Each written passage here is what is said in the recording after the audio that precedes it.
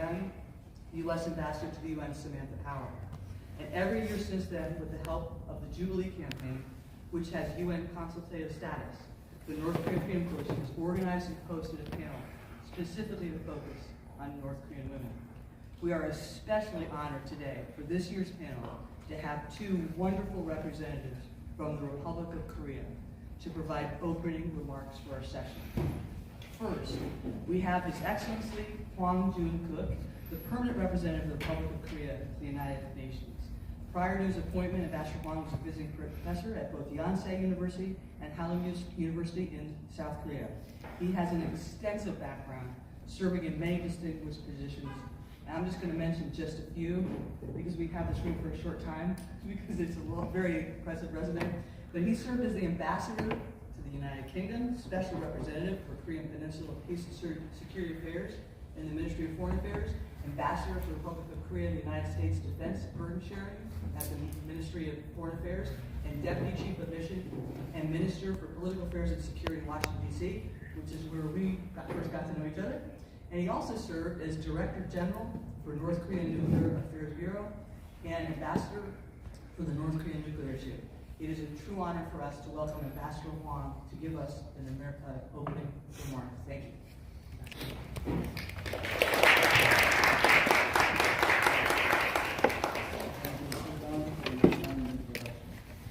Distinguished guests, ladies and gentlemen, it is my pleasure and honor to welcome you today in New York to highlight the role of North Korea's resilience to women on the occasion of the 67th Commission of the Status of Women. Above all, I'd like to express my sincere gratitude to Ms. Susan Scholz and the North Korea Freedom Coalition for their long service in the advocacy of human rights for the North Korean people. Equally, I'd like to commend today's panelists, particularly the 4 women prefectors from the DPRK, for their bravery in enduring many hardships on the road to freedom, as well as their continued solidarity with those still suffering under the DPRK regime. Like your work here and around the world as a Korean ambassador to the United Nations, I have been doing my part to vigorously advocate for the human rights of people in the DPRK. In doing so, I have shed light on the extraordinary and heartbreaking stories of the female defectors in various UN fora, because they are stark testament to the DPRK's systematic human rights violations and abuses. For instance, during the recent discussion at the Security Council Ministerial Open Debate on Women, Peace and Security, I made an effort to bring attention to the suffering of women in the DPRK. We will also have another discussion in the form of an ARIA formula meeting of the Security Council tomorrow, in cooperation with the US and Albania, to address the DPRK human rights situation. Tomorrow, Ms. Elizabeth Salmon, a special rapporteur on the situation of human rights in DPRK, will make a briefing on her work, which focuses on women and girls. In this sense, today's panel discussion is an integral part of our collective efforts to raise public awareness of the DPRK human rights situation and achieve a greater impact. Ladies and gentlemen, it has already been 10 years since the UN established the Commission of Inquiry on Human Rights in the DPRK, and the COI reports determine that human rights violations by the DPRK may amount to crimes against humanity. One articulates that the gravity, scale, and nature of these violations reveal a state that does not have any parallel in the contemporary world. Regrettably, since then, we have not seen any meaningful improvement in addressing their systematic, widespread, and gross human rights violations. Rather, the recent reports of the UN Secretary General, as well as Special Rapporteur Salmon, demonstrate a situation that has deteriorated during the pandemic. As a consequence, food insecurity and the lack of access to health facilities, particularly among vulnerable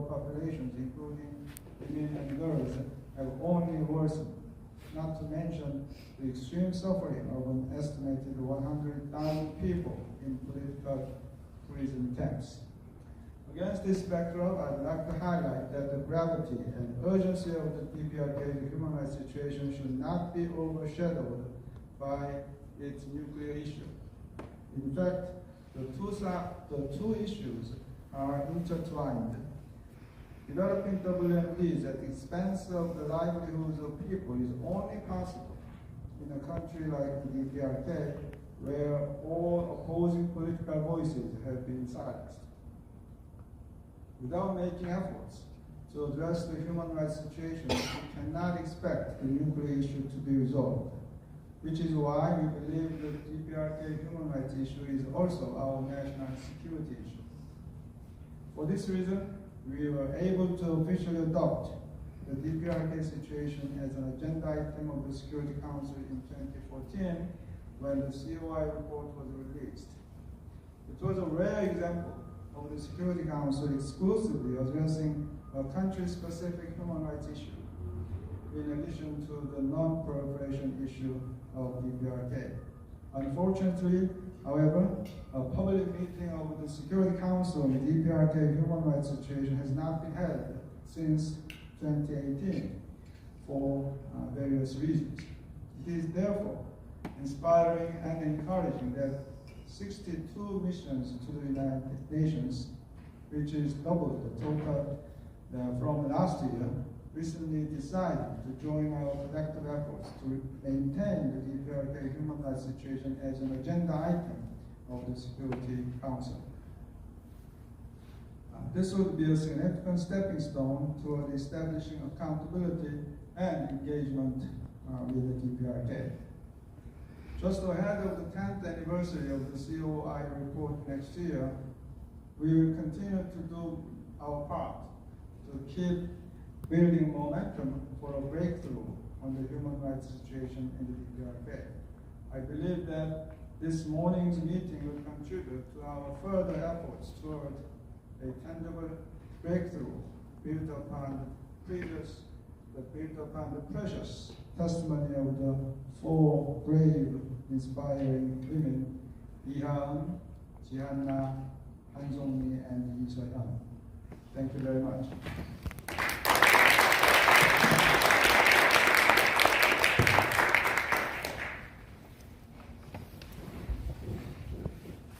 Next, she would absolutely, I can assure you, be here in person if she could.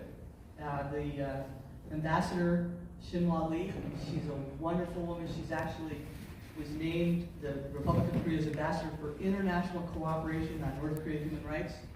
And she's in Geneva right now at the Human Rights Council, or she would have been here.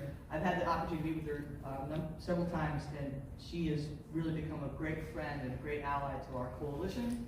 And she has sent a video for you, which Jason West will show us.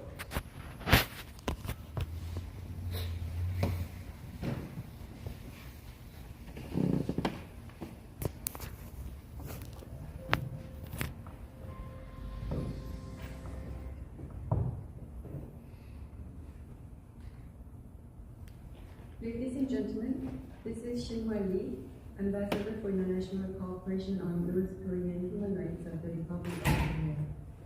Although I cannot attend in person, it is indeed my pleasure and honor to send a video message to the panel event organized by the North Korea Freedom Coalition at the UN Commission on the Affairs of the UNCSW, where four courageous and inspiring North Korean defectors will be sharing their testimonies. I also would like to extend my sincere appreciation to all those who have worked very hard to organize this meaningful event. Let me first take this opportunity to reflect on the achievement of the UN Commission of Inquiry on the Human Rights Situation in North Korea, COI. The establishment of the COI 10 years ago was a significant milestone in the efforts to improve human rights in North Korea. The COI report found that North Korea had committed quote-unquote widespread, systematic, and gross violation of human rights amounting to crimes against humanity. The responsibility to protect, so-called R2P, was unanimously adopted in 2005 at the UN World Summit, and it sets out to protect people worldwide from 4 crimes, including the crimes against humanity indicated in the COI report. In this context, the COI urged the international community to take action to uphold the responsibility to protect North Koreans and ensure accountability, including the effect of the key leaders in Korea and those responsible. However, unfortunately, there has been no significant progress in terms of accountability, even after 10 years. In particular, pervasive human rights abuses against women and girls in North Korea continue to occur despite North Korean regime's claims of achieving gender equality. The OHCHR's recent report on the promoting accountability in North Korea also highlighted heartbreaking cases of female victims of trafficking, forced labor or marriage, sexual exploitation, and forcible infatuation. Women, who are often the primary breadwinners in poverty-stricken North Korean households, face gender-based discrimination and violence. As a woman myself, I empathize with the suffering and pain endured by North Korean women and girls, and I am dedicated to actively exploring ways to protect and promote their basic rights. In late January, I attended a conference on the human rights of women and girls in the which was hosted by the Korean and the UN Special Rapporteur Elizabeth Salmon. I fully support Salmon's report, which highlights the human rights of specifically key women and girls. I will also persist in working closely with the international community to increase global awareness and empower victims to voice their concerns. While this event is taking place, I will be on the plane heading to Geneva for the UN Interactive Dialogue on Youth Human Rights. However, thanks to President Susan Short, I have been given the privilege of reading the bios and testimony of 4 remarkable women, 이현애, 진영휘, 한송미, and 이설람. I deeply admire their bravery and courage in risking their lives for the cause of freedom. Survivor testimonies such as these play a crucial role in establishing accountability. By providing greater opportunities to listen to the stories of victims, we can collect evidence and document their accounts, which can be instrumental to holding perpetrators accountable. And such efforts can serve as preventive measures for future abuses as well. To conclude, I would like to emphasize the importance of continuously collecting evidence, increasing our documentation efforts, and spreading awareness of this issue publicly, including through events like this, where we can hear the voices of victims who have been disregarded and silenced. The Republic of Korea is committed to actively participating in and contributing to global efforts to raise awareness about this issue. I hope this event will achieve great success with productive conversations and valuable contribution from all those in attendance. Let me again extend my sincere gratitude to everyone who helped organize this event, and especially to the courageous ladies who shared their stories and experience with us. Thank you very much.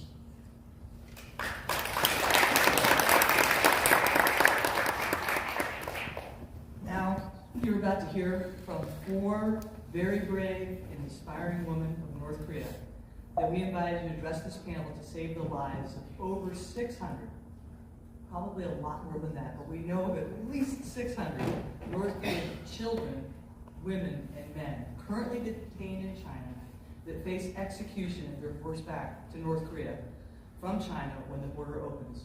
Because these North Koreans escaped during COVID, they had to have the financial means to escape, which means they were either Korean Workers' Party members or had family in South Korea that financed their escape.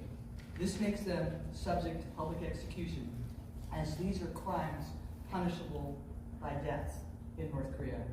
Two of our speakers are mothers who rescued their children, and one was rescued out of North Korea by her mother. During today's event, we also want to press that the human rights issues must be at the forefront regarding North Korea. They are the key to ending this brutal dictatorship. In fact, a dear friend and highest ranking defender, the late Hwang Jang-ya, described human rights as the Achilles heel of the Kim dictatorship. We know that Kim Jong-un initiated a brutal crackdown and a shoot-to-kill order on the border because North Koreans were accessing information from the outside and starting to learn the truth about their circumstances, starting to understand about what human rights meant, starting to understand that South Korea was a prosperous nation, starting to understand that Americans weren't yanking imperialist rules occupying South Korea as they're fed from childhood as propaganda. I wanted to just make sure that you get a copy of this from the South Korean government, the Korean Institute for National Unification. If you didn't get one on the way in, they're available for everyone here. We thank the mission for bringing this for us. Now, these four extraordinary and brave women all suffered under this current regime. They have come to tell you their stories and appeal for the lives of the North Korean people. To save time, I'm going to introduce all four of them to speak, and then we'll take your questions. I want to thank Esther Kim and Grayson Jang, who are going to provide translation. And I want to point out, this is personal for our translator, Esther Kim, as her own niece is currently detained in China, having been arrested in Inner Mongolia while trying to get to South Korea. Her niece is now among the 600 plus in extreme danger. So the first three speakers you're going to hear from, I'm going to go in order of when they escaped. And then we're going to hear the last speaker, because I wanted to end on a positive note. But first we're going to hear from Han Song-mi. She escaped from North Korea in 2011 when her mother raised enough money to pay brokers to get her out of North Korea. The trauma of her life led her to remain silent for a decade.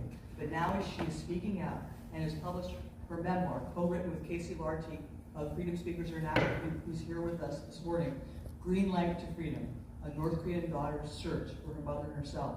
Immediately after Ms. Han, we will have Ji Hana, survivor of North Korea's political prisoner camps and China's detention center. Ji was an entrepreneur who lost everything during the infamous currency devaluation. She successfully defected in 2015 and then saved up enough money working in South Korea to risk her own life to go back to China to save her sons in 2019.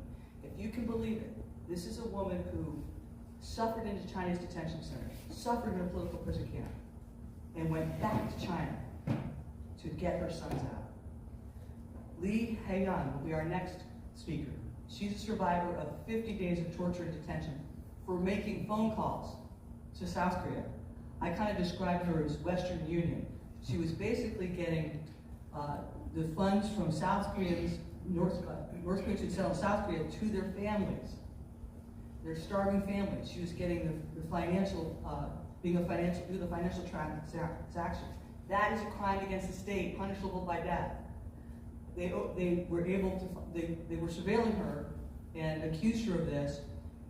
Fortunately, she was able to, well, she'll tell you the story, but she was able to withstand 50 days of torture. But she got out in 2019, which means she's among one of the last groups that escaped before the border shut down.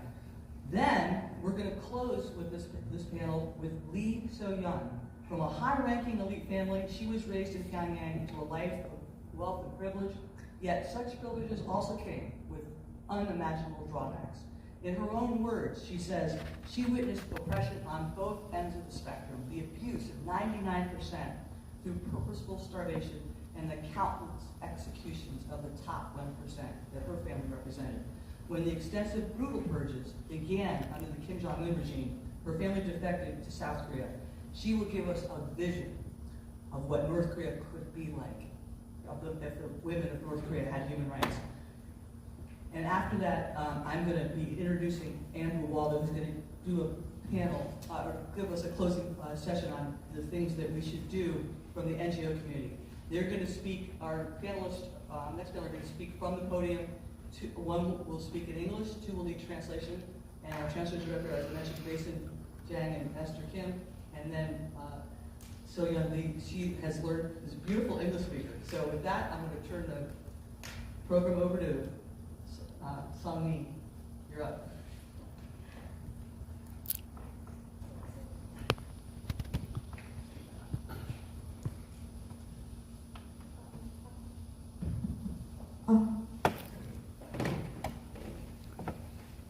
Good morning, everyone. So this. You can do it. I would like to express my sincere gratitude to everyone who made it possible for me to testify at such an very important event. Thank you to United Nations Commission on the Status of Women. Thank you, Ms. Shilan Shetty, Mr. Jason Next, and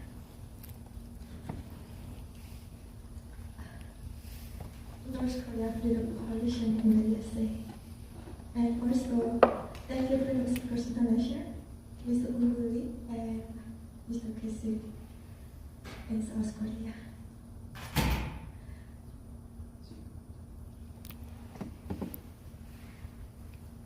I'm grateful there are people in this world who are concerned about the status of women, North Korean women. I hope my testimony will be helpful to the Commission and everyone concerned about North Koreans in general and North Korean women and children in particular. And thank you to my mom, who remains at the center of my universe, for giving me life on this earth, and for giving me a second life when she rescued me from North Korea. Today, I would like to talk about three things. One, domestic violence I witnessed in North Korea. Two, my escape from North Korea as an example how North Korean women are at risk.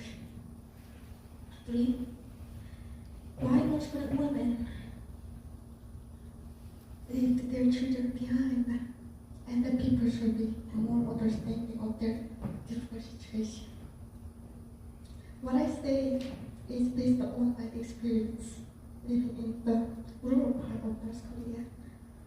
Other North Korean defectors may have had different experiences. As a brief introduction, my name is Song Mi-han. I was born in 1993, just as North Korea was going through a famine. I grew up in a rural part of North Korea, about 150 miles from Pyongyang. When I was there, I had no idea how close I was to Pyongyang. It seemed to be in another universe. I was born into an affluent family, and it fell apart. I witnessed domestic violence in my home from the young age of 3. I have vivid memories of my birth father beating my mom. No one came to stop the beating. There was no one to court stop a woman from being beaten. My father beat my mom until he was exhausted. This kind of domestic violence was common in my surroundings. Whether it was day or night, it was common to hear husbands beating their wives. I heard from those women their husbands would beat them almost any time they challenged them. However, no one rushed there to stop the assault. North Korean women were expected to accept beating.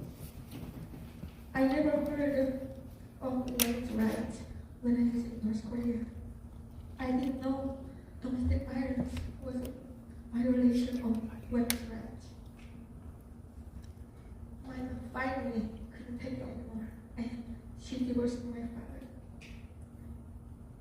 North Korean women who get divorced are vulnerable in a patriarchal society, and their children are likely to have difficult lives. My mom and I lived in a barn for over 2 years. We often survived our place, and I really ate rice. I found memories of that time and developed a deep relationship with my mom. I was a child who was happy to be with her mom and happy she was at me. My mom really knew. It was another terrible marriage. She later attempted suicide. We were homeless together at the train station. She often left me in the homes of relatives as she tried to make a living for us. My mom was the center of my universe. Then, when I was 12 years old, she suddenly disappeared. It felt like the universe had collapsed. I really countless time for my mom to return. When I heard the sound of a train approaching, I ran to the station. Papa! It felt like my mom was calling me. I leaned against the door of my aunt's home and felt as if waiting for my mom. The sound of footsteps passing by would wake me up. I always hoped it would be my mom. My dream when I was in North Korea was that I would be able to see my mom's face again.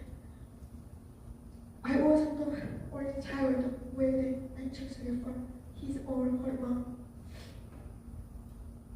When I went out to the train station looking for my mom, there were countless children like me, but they had no parents and were homeless. Some children couldn't even remember their parents, their mom's face. Looking back, I realized my suffering was not the worst over. It was still very difficult.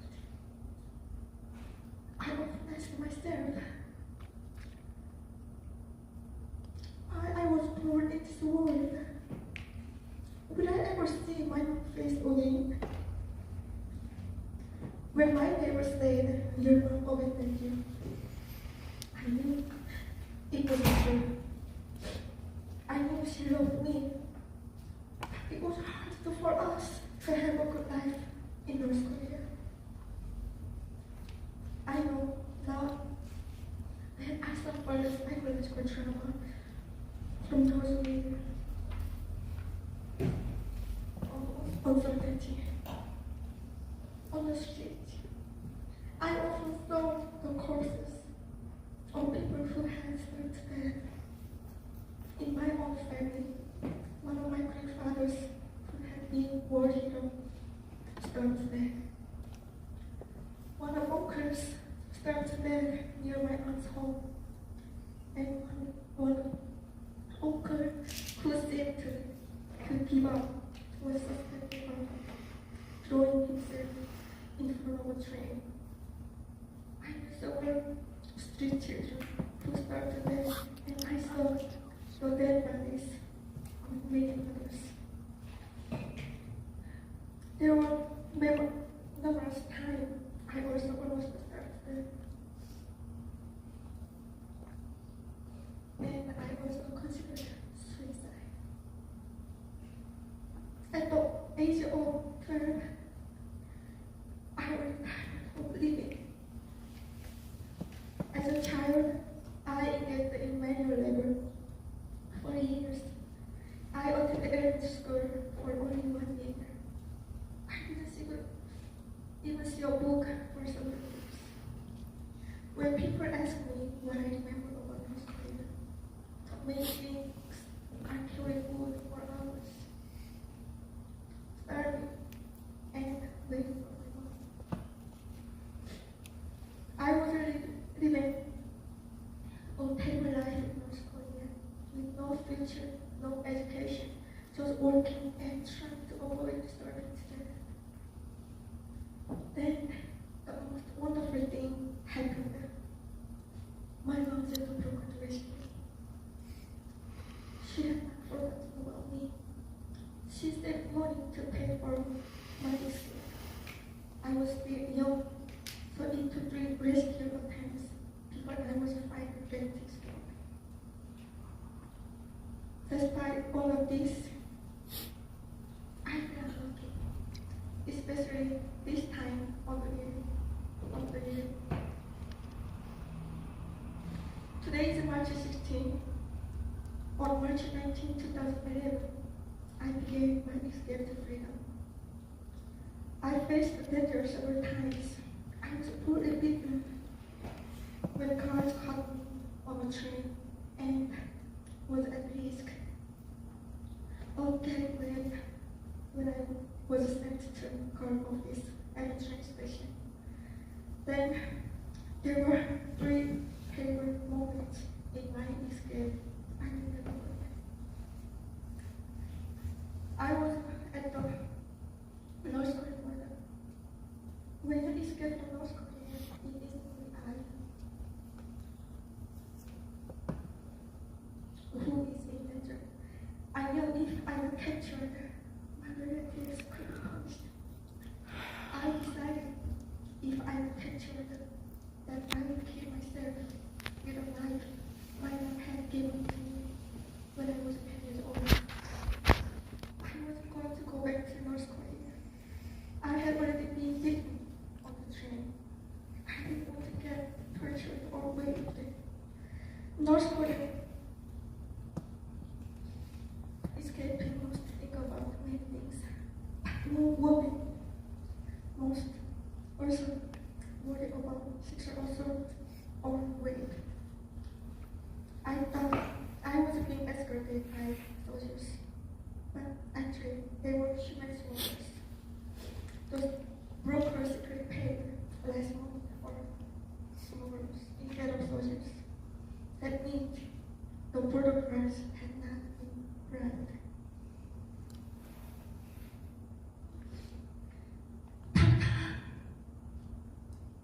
It was the terrible sound that I had heard when I saw public execution when I was younger. I kept running across the China River along with 2 smugglers. I wanted to be reunited with my mom. I fell down 3 times, including in the eyes. I felt like 1,000 knives were stabbing me. The female smuggler pulled me out of the water, and we made it to China. I was going to have a chance to see my mom again. There was still dangers. I had done it. For the first time in my life, I was outside of North Korea. 3. Why do North Korean women leave their children behind? My first night in China, I was taken to a container where there was another young North Korean girl who had just escaped. As we talked, she told me that I was lucky to get out of poverty in North Korea. She had agreed to be stored in China.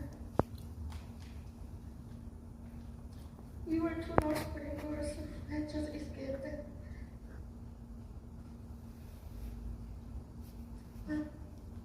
We were headed in different directions. We cried together and hoped we could meet in freedom one day. I let her know it wasn't too dangerous for my mom to take me with her. That's why she would escape the forest. My mom told me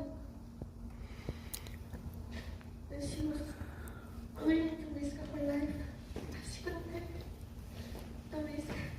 I would get started in China if we got captured together. She escaped the forest and rescued me 6 years later. She escaped South Korea. After escaping through China, Laos, Thailand, it was the greatest day of my life when I was finally reunited with my mom on October 1st, 2008. I would like to thank my mom from the bottom of my heart for giving 2 different lives. One, when she gave birth to me, and another when she rescued me in North Korea. Thank you so much to the Commission of the Study of Women for giving me the opportunity to be tested. I hope North Korean children waiting for their moms like I did can hear this. I hope more North Korean children and parents can be included so children can begin the second their universities.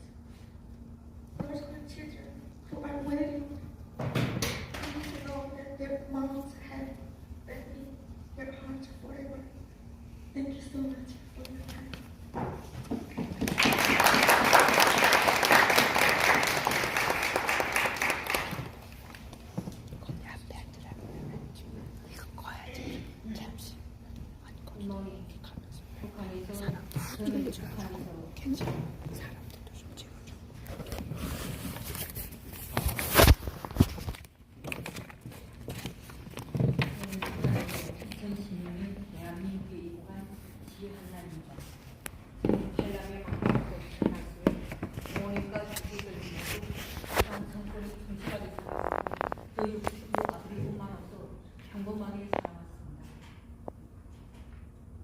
Hello, my name is Hena-ji, and I defected to South Korea in 2016 from North Korea.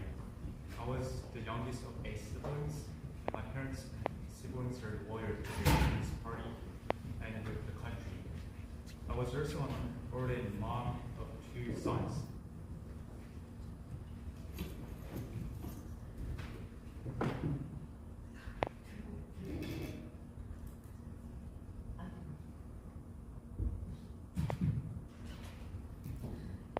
(1996년) 고난의 그때 남편은 안경화로 사망하였으며 저는 6살, 4살 두 아들을 먹여 살기 위해 아내본 일이 없습니다.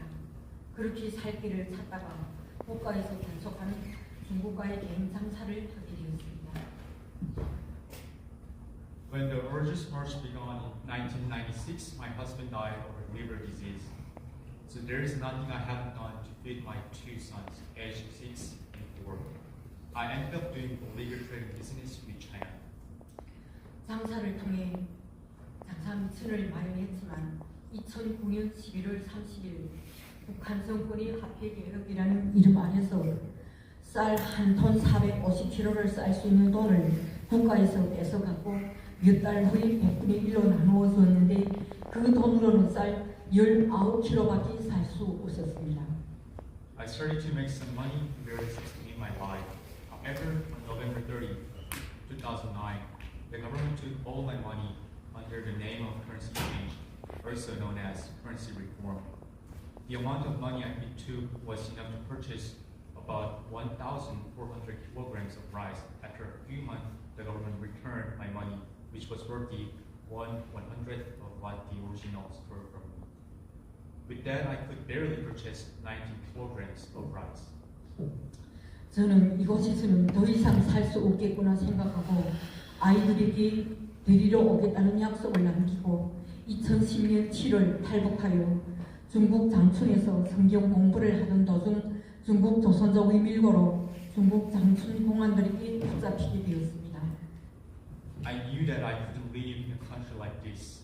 At the end of July 2010, I promised my sons that I would settle down in China first and come back to get them all.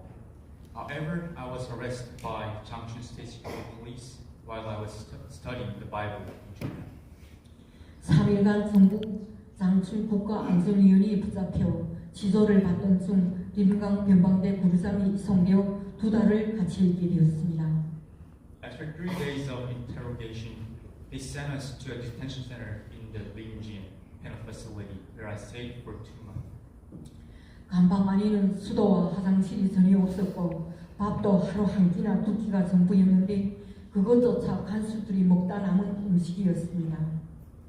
In the cell, there was no toilet, and they served me 1 meal or 2 meals once a day. The meal they gave me were the leftovers from what prison guards had first. 림강 변방대에 2달 동안 잡혀 있으면서 세수를 딱 한 번 할 수 있었고 변방대 군인들이 밥을 빨리 먹지 않는다고 피우던 담배를 던지어 밥그릇에 들어가는 일도 있었습니다. Staying for 2 months in the Lingjin penal facility, I could wash my face once. Even one day, one soldier threw a cigarette at me and he went into my rice bowl, just because I did not eat fast enough. 2011년 1월 중순 북송되어 양강도 보이부 직결소에 도착하니 식당에서 근무하는 아줌마를 불러 저희들을 복도에 세워놓고 옷을 모두 벗게 하고 위생장갑도 끼지 않고 자궁에 손을 넣어 돈을 숨겼는지 검사했고 검사가 다 끝나고 지내게 된 감방은 사안에서 업형되는 곳에 19명 넘게 지내고 있었습니다. On January 2011, I was repatriated back to Yangon Province Detention Center in North Korea. When I got there, the officer called out for a cafeteria lady, made me stand up in the hallway, take my clothes off, and insert her ungloved hand into my private area to see if I hid the money. After this, they sent me to the cell. About 90 people were sharing the room together. It was only about 177 square foot. 그래도 저는 은인을 만나 뇌물을 주고 한 달 만에 풀려날 수 있었고 성경을 읽던 중 같이 북송되었던 형제는 국가전복 음모죄로 정치범 수용소에 가게 되었습니다. Luckily, I ran into an acquaintance. With his help, after bribing him, I was released from the detention center. And the man who was repatriated back to North Korea with me was sentenced to guilty of an anti-state reactionary crime and sent to a political prison camp. 탈북에 대한 생각을 접고 난 이후 2013년 가을 보이부에서 감시하는 친구를 숨겨준 채로 가태주색을 당하게 되었고 보이부 요원들은 집에 있던 중국돈과 장사하던 물건들 일반 생활 필수품까지 모두 회수해갔습니다. In October 2013, I hid my friend who was on the watch list of the State Security Bureau. When my friend got arrested, the street police broke into my house and confiscated goods that I sold in the market and other basic daily necessities. 이를 계기로 너무 억울하고 분이 나서 다시 탈북하게 되었지만 내륙으로 들어오던 도중 다시 중국 변방대에 잡혀 북송되게 되었습니다. I couldn't repress my anger but decided to defect to South Korea.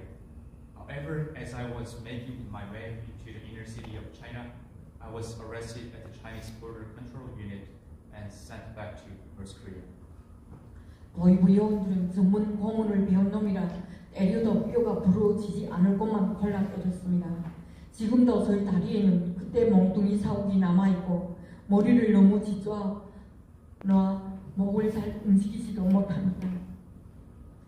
The interrogators knew how to base certain areas to avoid breaking bones, since they were trained to be professional interrogators. I still have scars on my legs and hurt to move my neck even now. 예시몬들이 지도를 받고 감방 안에 들어가면 또 간수들이 핀박이 시작되었습니다. 감방에 물이 나오지 않으니 못된 예시몬들은 자기 근무 시간에는 냄새가 난다고 변을 보지 못하게 하는 정말 말도 되지 않은 고문을 다 겪게 되었습니다. Even after being interrogated by the preliminary hearing officer in the cell, the prison guard's torture began. Since there was not enough water to flush the toilet in the cell, the prison guard did not allow us to defecate during their working hours because of the smell. 예시몬이 저를 정치범 수용소에 보내려고 그렇게 때리고 고문해도 저는 아들들을 생각하며 기어이 살아나가야겠다는 결심으로 고문을 이겨낼 수 있었습니다. Even though the preliminary examination officer could not get my confession, even after they tortured me, they sent me to a political prison camp. And I was able to overcome the torture with the determination to survive by thinking of my two sons. 매일같이 때리고 올려도 자백을 받아낼 수 없게 되사 할 수 없이 보안국으로 넘겨지고 거기서 저는 아는 보안원을 만나 뇌물을 쓰고 재판에서 교화 인연을 받고 개천 1교화소에 들어가게 되었습니다. As the interrogator couldn't get my confession, they sent me to the province State Security Bureau, where I met an acquaintance by bribing him and received 2 years of correctional labor sentence at the trial. They sent me to Gyecheon political prison camp. 개천 1교화소에는 매일같이 사람들이 죽어나가니 큰 웅덩이에 시신을 대충 묻어주고 끔찍하게도 시신을 묻은 곳 위 농작물을 심어 교화소 밖들은 농사가 잘 된다고 하였습니다. In Gyecheon political prison camp, dead bodies were dumped into a deep ditch, and a little dirt was sprayed over them. They cultivated gardens on top of the dead body, and the dead body became rotten and become fertilized. 형을 모두 마치고 나오던 날 고문 후유증으로 다리를 절며 개천 역전이 기차 타려 나오는데 역전 뒷산에 집채 같은 크기로 세워놓은 후원은 김정은 동지를 위하여서는 고난도 슬픔도 행복이다 라고 써 있었습니다. I saw the big banner written for dear comrade Kim Jong-un, suffering and sadness for happiness, while limping to the Gyecheon train station. 정말 가슴이 불어오르는 분노를 누릴 데 없었고 죽을지언정 또다시 탈북하리라 결심하여 2016년 꿈에도 그리던 대한민국에 입국하게 되었습니다. I could not suppress the anger boiling in my heart, and I decided to escape North Korea again, even if I was going to die. 2019년에는 북한에서 군복무를 하던 두 아들을 죽음을 각오하고 축구까지 가서 탈북시켜 지금은 서울에서 아들들과 행복하게 살고 있습니다. In 2019, I went back to China to send my 2 sons who were serving in the military in North Korea with my dad. Now my 2 sons and I are living in Seoul. 저희가 지금까지 말씀드린 것은 북한의 인권 유린에 관한 극히 일부분이며 이보다 더한 고통과 핍박을 받는 우리 형제 부모 친구들이 지금도 저 땅에서 인권 유린을 당하고 있습니다. What I have said so far is only a small part of the human rights violation in North Korea. And our brothers, parents, and friends are still suffering in North Korea. 저희들이 절규가 그저 단순한 호소가 아니라 북한의 인권을 개선하는 실질적인 계기가 되기를 북한 2,500만 동포들이 간절한 심정을 담아 부탁드립니다. 탈북민들을 강제 북송시키는 중국 정부의 비인도적이고 반인륜적인 행위가 멈춰지고 그들이 원하는 곳으로 갈 수 있도록 힘써주십시오. On behalf of the 25 million North Koreans, I hope our testimony will be an opportunity to improve human rights in North Korea. I beg you to diplomatically pressure the Chinese government so that its inhuman and anti-humanitarian acts of forcibly repatriating North Korean defectors to North Korea will stop, and they can go wherever they want. Thank you very much.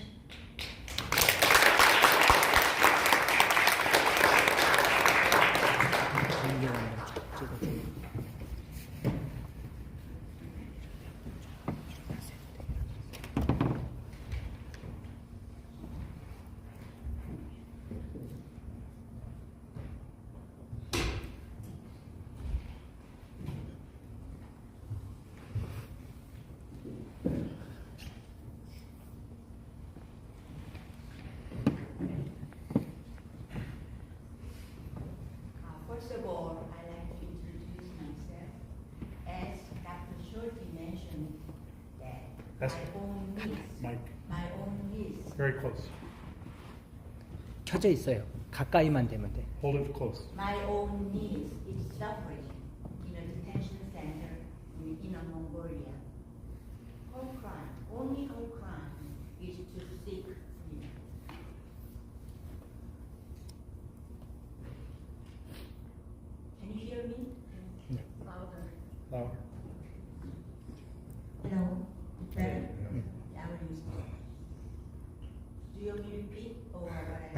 We already heard you. Okay, thank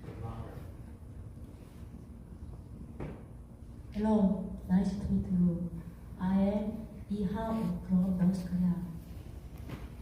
She has defected to South Korea in 2019.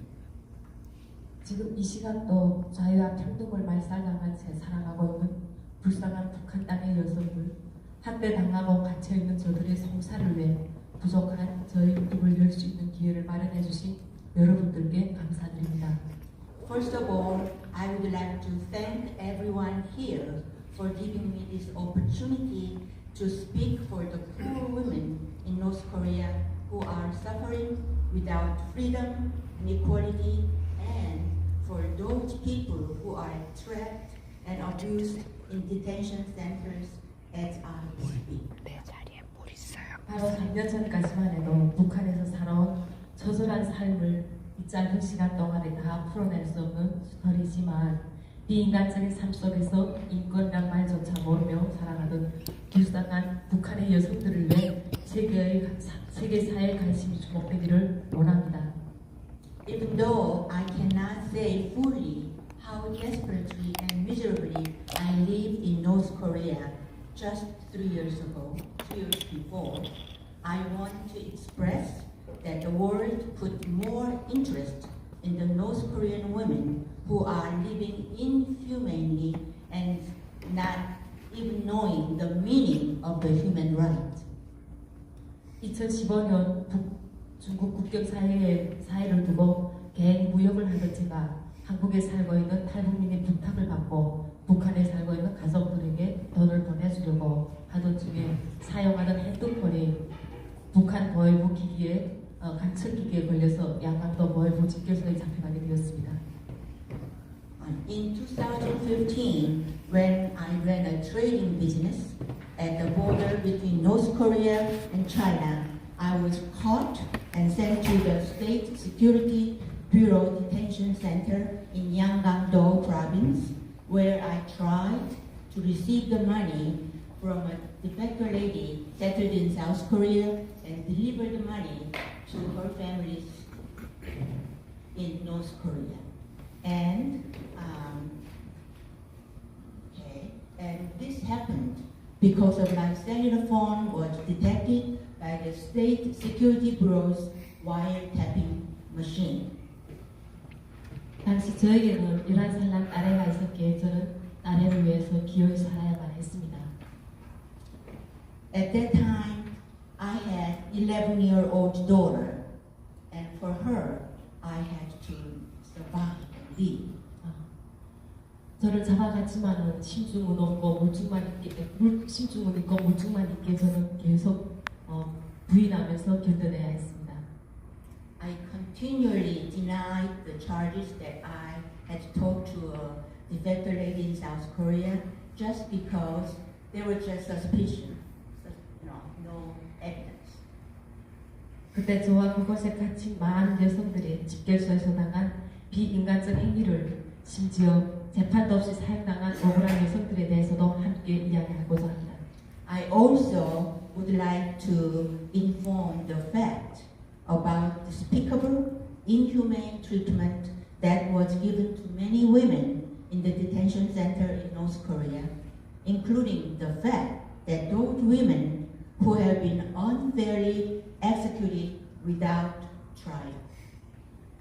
집결소에서 예심받기 위해 지하 감방으로 나와서 2층 조사원 방으로 가는 통로로 우리는 그 가는 동안에 저희들은 허리 한번 펴지 못하고 머리를 발 밑에 박고 적은 구간을 걸어가야 하는데 웬만한 여성들은 아마도 어지럼증이 나고 눈이 잘 보이지 않아서 비틀거리며 넘어집니다.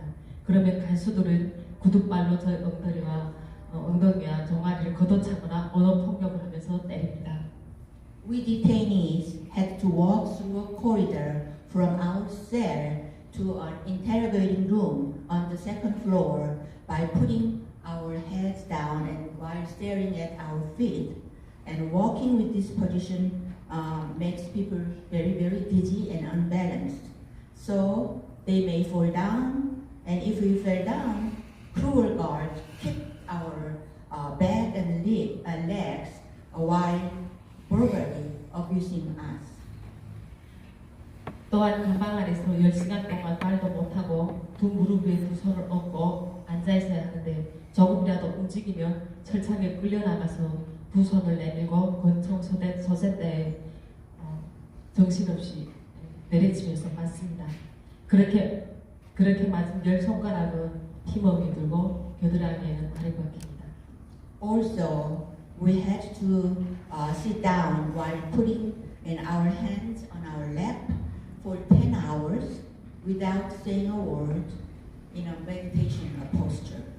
If we moved a little, we were pulled to the iron bar and were told to stretch our hand through the iron bar. Then they beat our hands so hard, so instantly our hands became bruised and even our armpit had some kind of a muscle cramp. 그 아픔이라 말로 표현하기 힘들 정도이지만 입술을 깨물며 나라의 모습을 그려보며 눈물을 흘릴 뿐입니다. Could you imagine how painful it was? Though I cannot express the pain in words, I had to bear the pain and shed tears while biting my lips. I got comforted remembering my daughter's sweet appearance. 그러면 서리도 앉으려는 독한 년이라고 다시 나오라 하고 머리들을 마구 잡아서 철창에 막 찢었습니다. If I don't cry loud, and those guards, cruel guards, banged my head to the iron bar, and while saying, "You vicious woman," 순간 눈에 불이 번쩍 일어나며 제정신을 잃고 말지요. 그러나 그냥 눈물만 흘립니다. 그리고 그 비좁은 감방 안에는 많은 범죄자들을 가다 놓더라니까 여름날에 정말 빼곡한 제이스들이 차있는 그 감방 안에 정말 수도조차 나오지 않아서 제대로 씻지도 못하고 우리의 몸에서는 냄새가 나고 땀 냄새가 나고 이가 있고 더럽기가 그지없습니다. Then suddenly I became nearly unconscious. Even so, I just cried quietly. There was a stench throughout the small cell room where many women did not bathe for a long time. So and those women are just crammed together like a sardine in a box. And we could not wash regularly because I just told you there was no running water in the cell. And of course you can imagine lice were all over our bodies. 누군가 한 여성이 제대로 앉아있지 못하고 움직이면 감방 전체가 처벌을 받는데 두 손을 머리에 쳐들고 두 무릎을 땅에 붙이고 우리는 벌을 받습니다. 여러분 한번 그 자세로 우리가 몇 번을 견딜 수 있을까 생각해 봐주세요. If one woman moved a little, we all got punished. We had to kneel down while lifting our hips high and then raising two hands straight. It's a very difficult position. Please think how long you can endure in such a position. 그러나 제가 당한 고통은 함께 같이 했던 여성들에 비하면 또한 너무 약소합니다. However, my suffering was far less than other women in the cell. 한 가방에 같이 잡혀있던 지연 엄마라는 여성은 당시 30대 정도 젊은 나이인데 친구들과 함께 한국으로 가려고 시도하던 중 보이부 감심암에 걸려서 체포되어 들어옵니다. 같은 친구 보경이 엄마랑 함께 한국에 도주하려고 시도해서 잡혔던 그들은 정말 많이도 맞았습니다. 번남으로 만든 박치로 조사원에게 맞고 들어오면 얼굴은 멍들었고 다리도 제대로 움직일 수 없었고 그렇지만 그녀는 자신들이 기껏해야 노동교와 3-4년 정도면 끝나고 풀려날 줄로 생각하고 있었습니다. My cellmate, 35 or 30-year-old, a woman named Jiyeon's mother, was captured while trying to escape to South Korea with other 4 young women and was detained with me. And they were beaten so brutally with a hard bag made of the birch tree. Then Their entire bodies were covered with bruises and they could not walk properly due to the pain. They thought, during that suffering, they thought, we would be free after serving 2 or 3 years in detention center.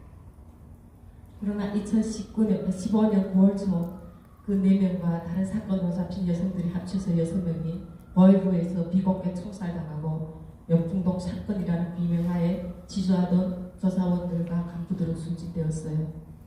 However, in the early September 2015, they were secretly shot to death with other women who were caught for some other crimes.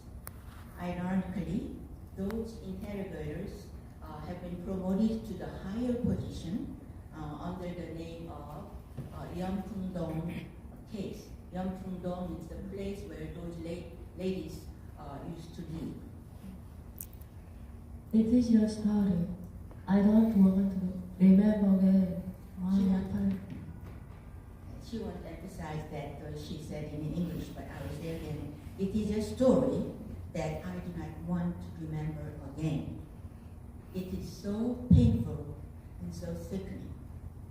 그렇게 제가 버이브 집결소에서 50여일 동안 갇혀 있을 때 11살 난 딸의 학교로 찾아가 버이브들이 천진난만한 딸에게 너의 엄마가 쓰던 중국 핸드폰을 집에서 찾아주면 엄마가 인사 풀려난다고 비유하면서 엄청난 공포를 주었다는 것을 출소 후에 알게 되었습니다.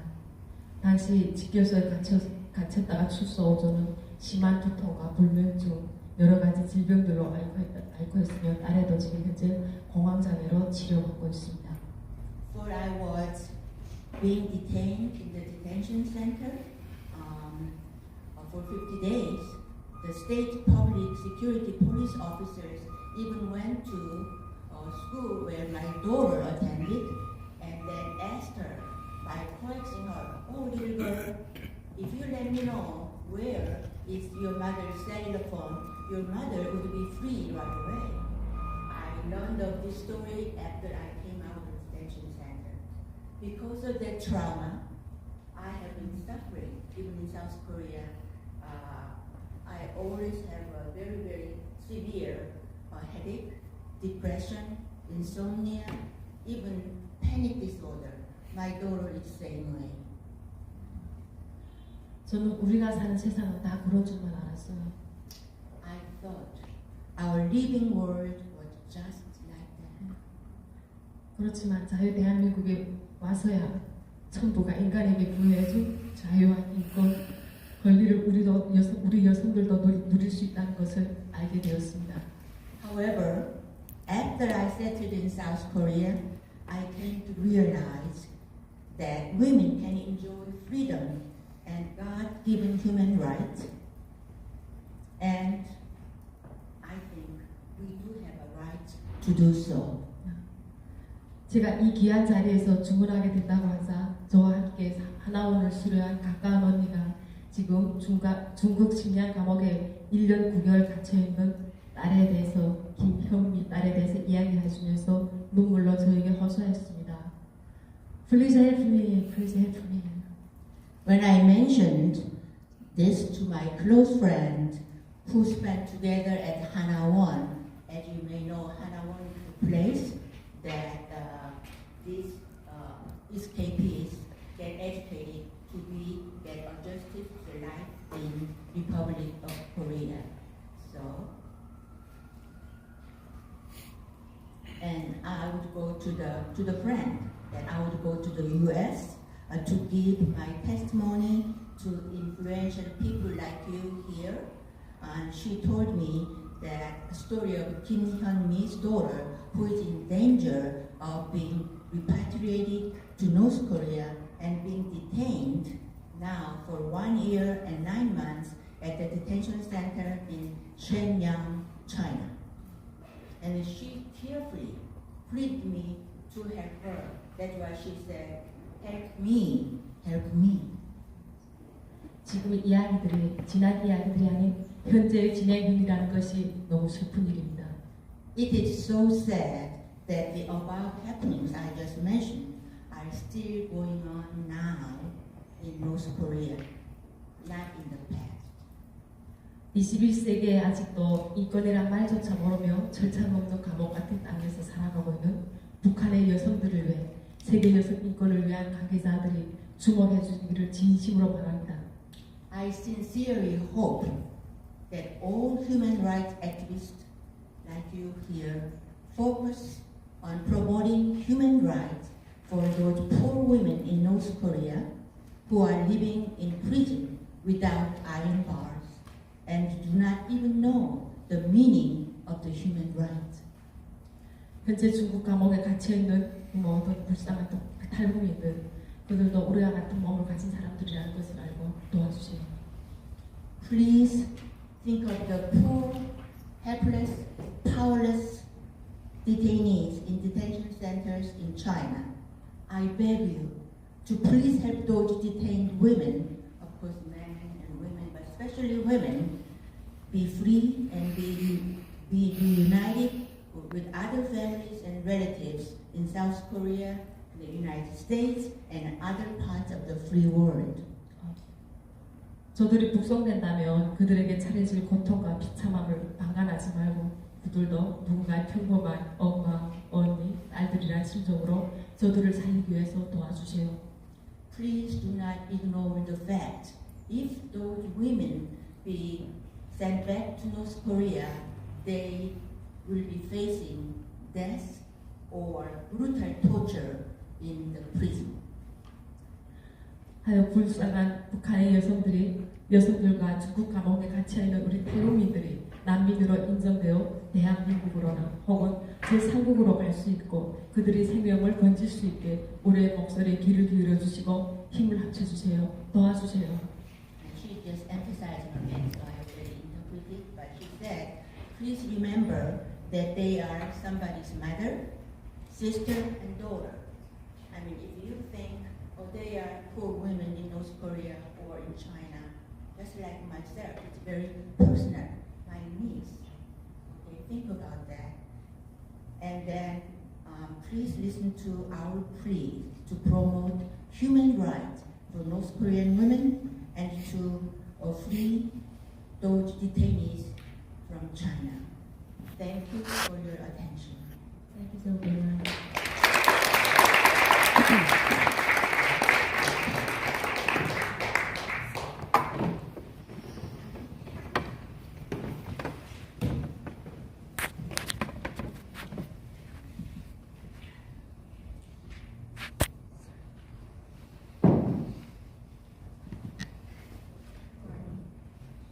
So, as a North Korean woman and an advocate for the women's rights, it's an honor to present my story, the story about the human rights violations of the Kam region, and discuss the role and influence of North Korean women have currently and the opportunities they will have once liberated from the regimes of Kim Jong-un.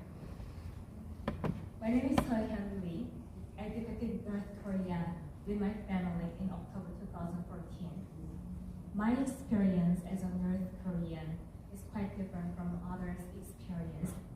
I was fortunate enough to grow up in Pyongyang and had two parents and a brother who provide me with unconditional love and support. My family wasn't affected by the hunger and hardship which is so prevalent in the country. I enjoyed certain privileges as a Pyongyang citizen and as a daughter of a senior level official for the regime. However, those privileges I enjoyed came with unimaginable drawbacks. Being a part of elite class in North Korea, ironically, meant you are more heavily scrutinized, monitored, and punished.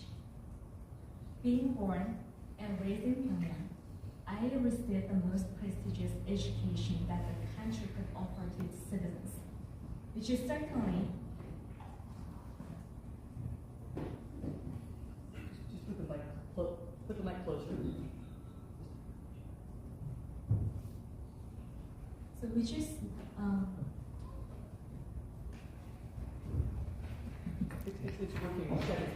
unquote. So, however, those privileges I enjoyed came with unmeasurable drawbacks. So, I mentioned it earlier, and then I'm gonna go back to where I stopped. So, I lost my line, but let me try again. Being born and raised in Pyongyang, I received the most prestigious education that the country could offer to its citizens, which is certainly not allowed to every North Koreans. However, when I was in North Korea, I was not aware that what I received was a privilege. Not only because I was a pretty outstanding student, but also I was a good citizen who tried my best to obey the rules and policies set by the regime. Growing up in isolated and oppressive dictatorship, I viewed obedience and compliance as a way to show respect for the country and show love for my parents. My parents instilled me the motto, obey so that nothing bad happens, since in my early age, and repeatedly warned me to pay attention to my words and actions to protect myself and my family members. It was not even before I understood the meaning of political prison camp, executions, or guilt by association. Generally speaking, the higher one reaches on the social ladder in North Korea, the more intrusion on one's privacy and punishment one is subject to. Some benefits I and my family enjoyed as a North Korean elite were traded off with inconceivable surveillance and life-threatening risks at every corner of our lives. Our home and phones were kept 24/7, and our single action and words were counted by the Cameroon. Some of the actions, like whispering into ears instead of talking in the normal voices, were basic in my life. And watching South Korean dramas at home, like some other my friends, same age my friends, were impossible for me. I restrained my curiosity, creativity, and thoughts most of the times, but I did without complaining for the sake of my family members' safety. I took everything, both the benefits and drawbacks, for granted. I can say now, my life in North Korea was like living in a prison, and I was a tiny frog living in a well, being told and believing exquisitely orchestrated propaganda by the Cameroon. And it was until I was studying in China between 2010 and 2014 that I opened my eyes to the truth. In China, I learned the terms for the first time, such as North Korean peacekeepers, human trafficking. I had no idea what's going on inside the country, and that there are so many people outside of Pyongyang who were suffering from widespread starvation and had to leave North Korea in order to survive, and they become a target of human trafficking in China. Before I learned those facts, I was really proud of my country and myself. And the more I got to know about the reality of my country and the truth of their leadership, during my study abroad in China, the more I was shocked and my heart tore apart. And for the first time, I realized that my life wasn't quite envious, but those things that I believed were all wrong.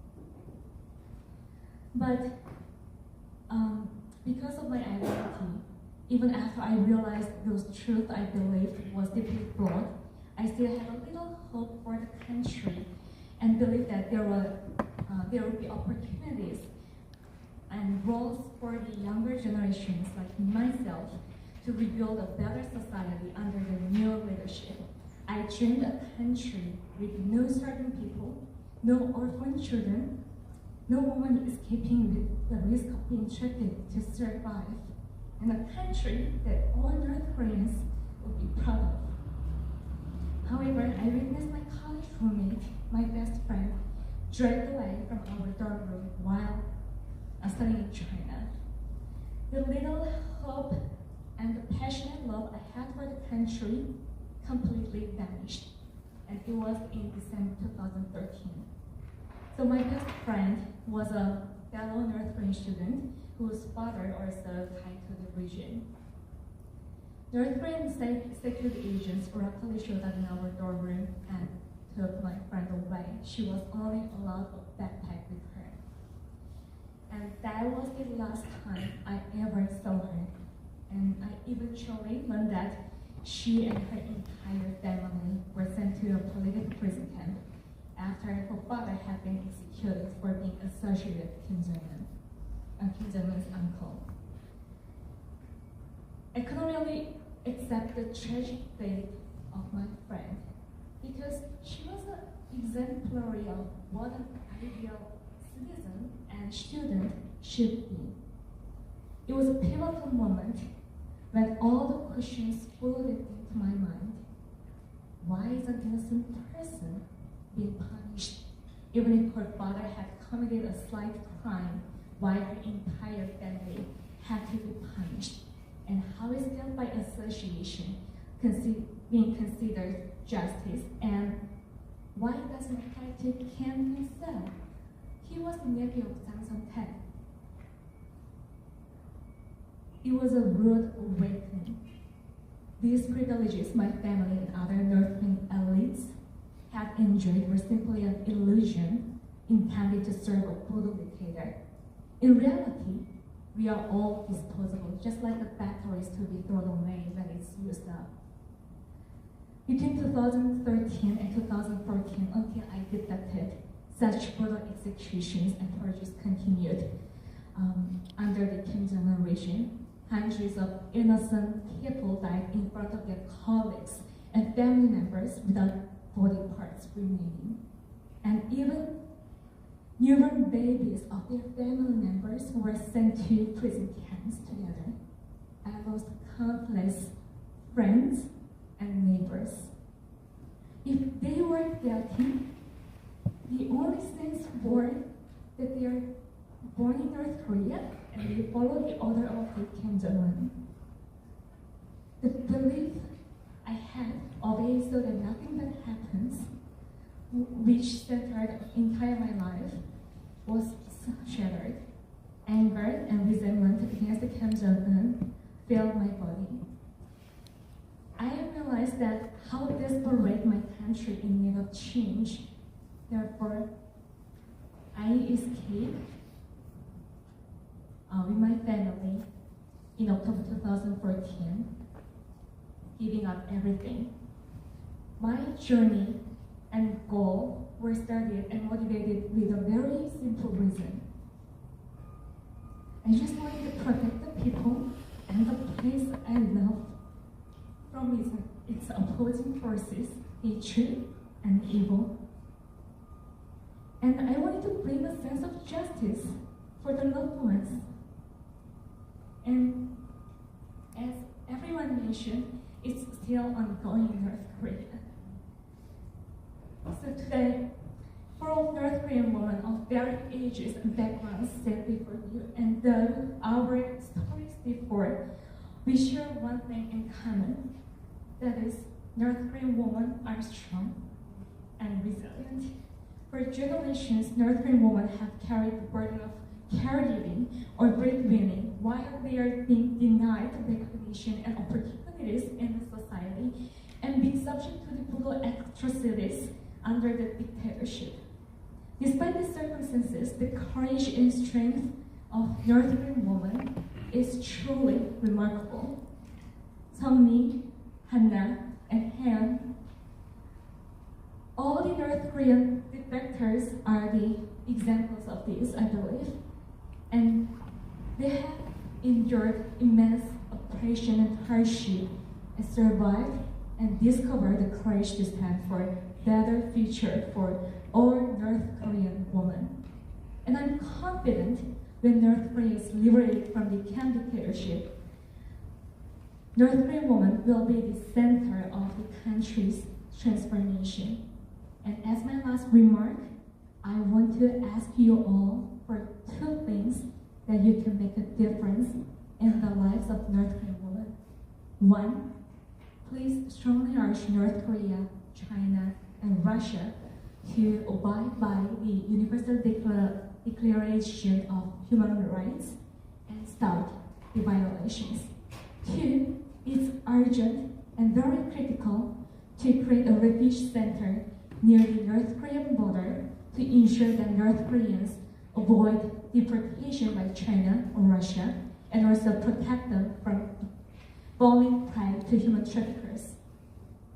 Everyone who listened to my testimony today, I hope you can help North Koreans, North Korean women in particular, to live in freedom and pursue the life they deserve to enjoy. Thank you. 마지막 끝났을 때 언제 모르는데 갖고 오세요. We are very close to our closing time here, and I'm the final speaker. My name is Anna Rivalda. I'm the Executive Director of Jubilee Campaign. Our organization has consultative status with the United Nations, and for the last 7 years we have collaborated with members of the North Korea Freedom Coalition specifically to enable and welcome and hear testimonies like the powerful testimonies today. These are stories of real people, and the atrocities in North Korea continue, has been repeated. These atrocities continue through today. As organizations, as NGOs, we must continue to put pressure on our own government to put pressure on the North Korean governments. Now, in the UN context, there are various mechanisms in which we can do that.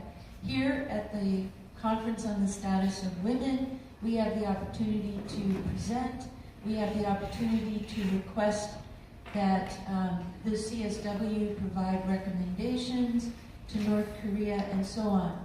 One of the obligations of North Korea is to respond to CEDAW, and they're 2 years delayed in responding to the Committee on the Elimination of All Forms of Discrimination Against Women.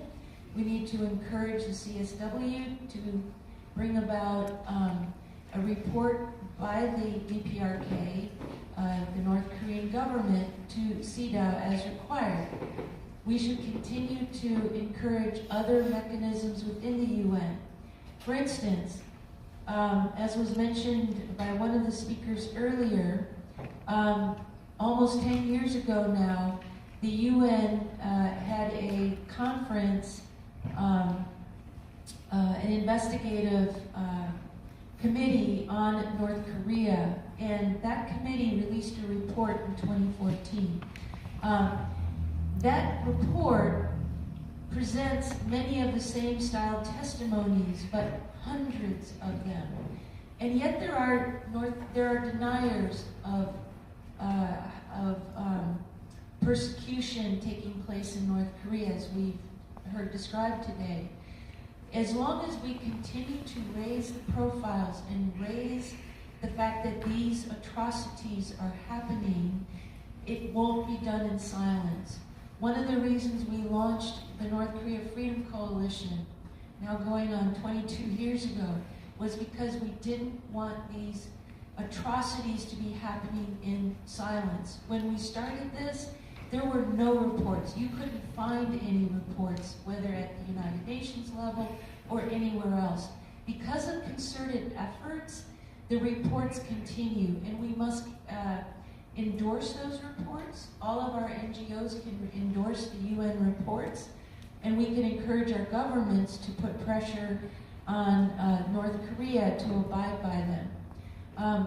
Also, within the context of North Korea itself, North Korea has been considering, amazingly actually, a new Women's Rights Act.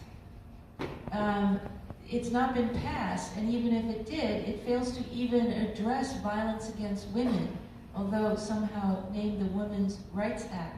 Why don't we encourage the United Nations in all of its various mechanisms to bring about a North Korean effort to make that Women's Rights Act a reality and then to implement it in ways to protect women.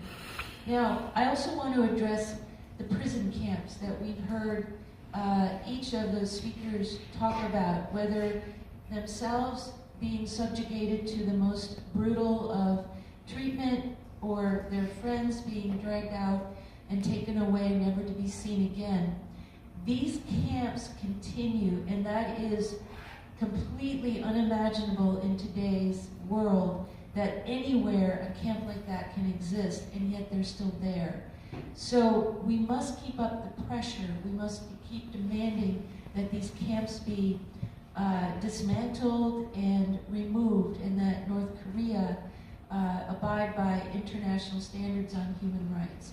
Now again, we're, for the sake of time, unable to fully go through various other mechanisms, but Jubilee Campaign today, it has a report that we released. It's called The Insecurity of North Korean Women in the Context of Inequality, Poverty, and Egregious Violations of Human Rights. If you would like a copy of that report, please provide us with your email address. We'll be happy to email you a digital copy of that report. I'm not sure if we have any paper copies with us, but we are eager that you would receive this report, as it once again goes into great details of the experience of insecurity in North Korea of women there, and ways that we can benefit and assist women who have escaped. Thank you for your attendance today. Thank you for your passion for this issue, even as we are passionate. And please share what you've heard today. Don't let what you heard today be forgotten. Please share it, and I know each of the speakers here want their stories to be known, so please share it widely as you can on social media and every network. Thank you for your attendance today.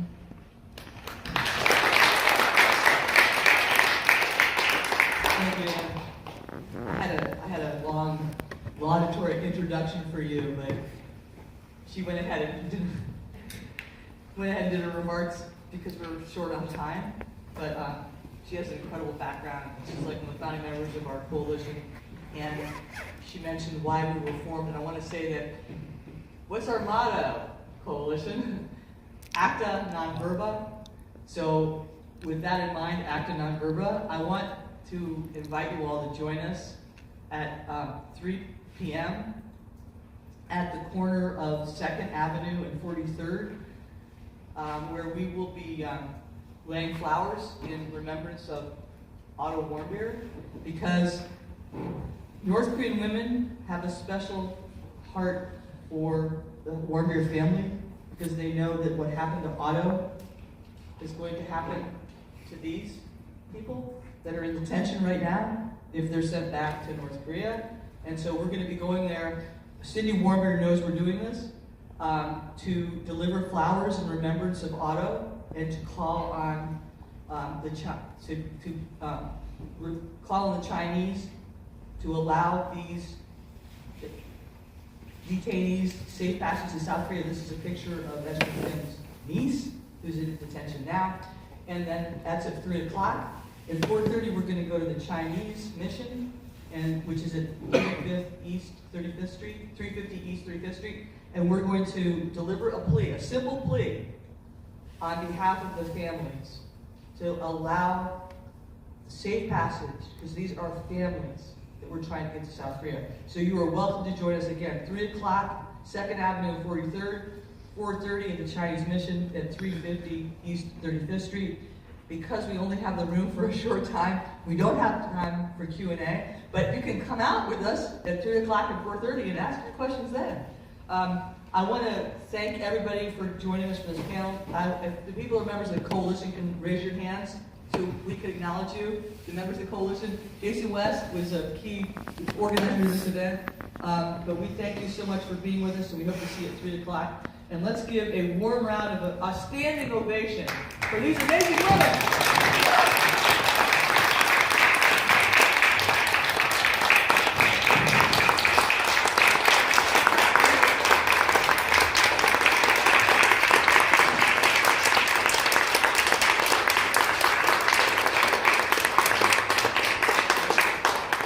And remember, you can get these out front too.